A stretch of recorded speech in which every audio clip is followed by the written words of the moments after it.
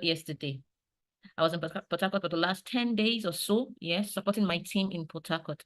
And I encountered somebody. I want to tell you guys about belief, the power of belief. Because when your prospect experiences and encounters the strength of your belief, you will make them move in the direction you want them to move. In the hotel I stayed, there was this particular man that was always coming to clean my room. And so I engaged him and I prospected him the usual way and invited him to come see the business. But he told me, unfortunately, he won't be able to come because he was on duty all through. He won't be able to make it. Guys, listen, your belief. And I said, okay, this man can't come. All right. Immediately, I decided to do something. I decided to do a one-on-one presentation for him. I asked him when he was going to have free time, maybe a break when he finished the general cleaning that morning. If you have a little break, just come back to my room. And he came back. And I opened my laptop and I did a one-on-one presentation for him. I showed him the business. This person is a cleaner. Everybody needs this opportunity. Don't look down on anybody. So I showed him the business and he was so drawn and he really caught it. But now the big problem for people in that category is finances, funds. Said he doesn't have the money immediately. I asked him how much is his salary. His salary is 60,000 naira. Cleaner, a cleaner in a hotel, 60,000 naira in today's Nigeria. So he said, right now, the truth is, if he wants to raise just the 70,000 for entry VAS to raise it, it might take him 3 months of squeezing away 20, maybe 15, maybe 25, at least 3 months. Like, whoa, 3 months, that's till December. In my head, I said, I don't have that time. December? Hell no. I began to talk to him. Now, this is where listening to your prospect comes in. I'm going to ask him some other questions. So, of course, he had to go back to work, and I scheduled to see him some other time. He came later in the evening when he was off work to see me. And I'm going to ask him questions. I went to the poolside. We're talking. I began asking questions about himself. Because, again, another thing we need to know in this business, people do not care how much you know until they know how much you care.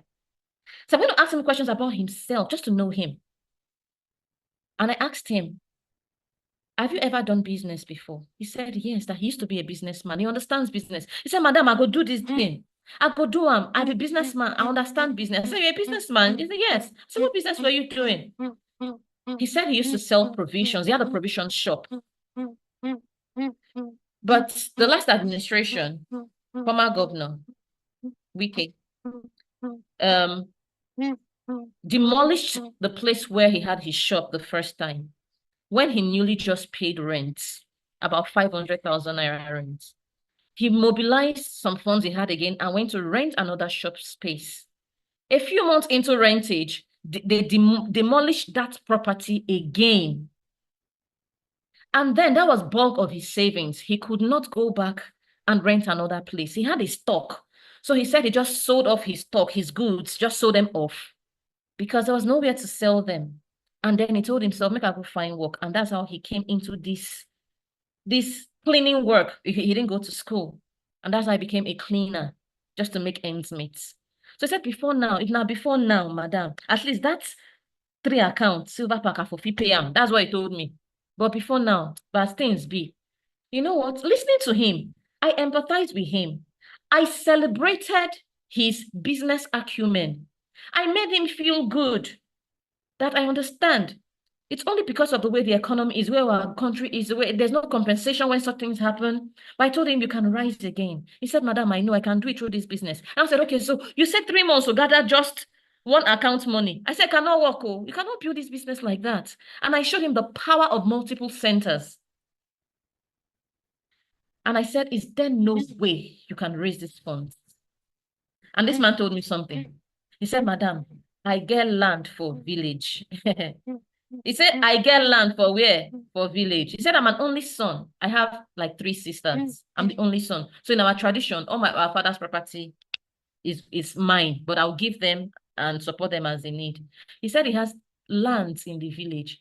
Look, my belief in this business, because of how I painted what his future can be like, if he can plug in and build, Without the get-rich-quick mindset, my belief in this business made a man tell me he has a land in the village he's going to go and sell.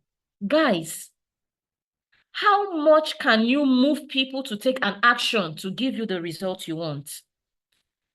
As I speak to you, he told me his off is on Thursday. This was last week we were talking. This week he's going to be off on Thursday. He's going to go to the village Wednesday afternoon and be back Friday or Saturday. Why? To talk to his elder sister who is managing the property in the village and get them to sell one of those plots of land so he can start this business.